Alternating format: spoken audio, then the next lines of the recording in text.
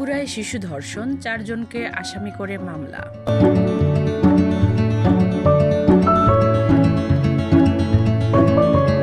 বেসরকারি নিরাপত্তা কর্মীদের দেওয়া হলো গ্রেপ্তারের ক্ষমতা। গ্রীষ্মের তাপমাত্রার উপর নির্ভর করবে লোডশেডিং বলে মন্তব্য করেছেন বিদ্যুৎ উপদেষ্টা।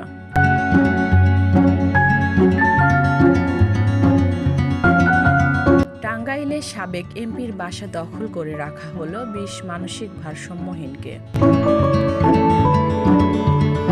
নিষিদ্ধ ঘোষিত সংগঠন হিজবুত তাহরিরের অন্যতম সংগঠক সাইফুল ইসলাম সহ 36 জনকে গ্রেপ্তার করেছে আইন শৃঙ্খলা বাহিনী।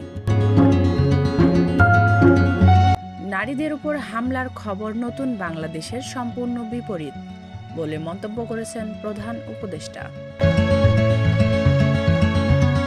নারীদের নিরাপত্তা পুরোপুরি নিশ্চিত করতে পারেনি সরকার বলে মন্তব্য করেছেন সার্জিস আলম।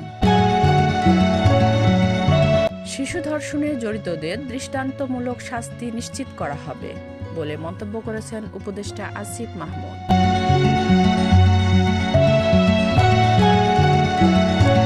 ফরিদপুরে সাইকেলে ঘোরানোর কথা বলে শিশুকে ধর্ষণের অভিযোগ, কিশোর আটক। প্রকাশ্যে ধর্ষণের বিচারের দাবি গণতান্ত্রিক ছাত্র সংসদের। চট্টগ্রাম প্রকৌশল ও প্রযুক্তি বিশ্ববিদ্যালয়ের আবাসিক হলে মাদক সেবনের অভিযোগে 13 শিক্ষার্থীকে আটক করেছে বিশ্ববিদ্যালয় প্রশাসন। নারীর প্রতি সহিংসতা রোধে সরকারের কঠোর পদক্ষেপ নেই বলে মন্তব্য করেছেন আনু মোহাম্মদ। রাজধানী উন্নয়ন কর্তৃপক্ষের চেয়ারম্যান পদে 2 বছরের জন্য নিয়োগ পেয়েছেন প্রকৌশলী রিয়াজুল ইসলাম। পঞ্চগড়ে বিএসএফের গুলিতে বাংলাদেশি যুবক নিহত।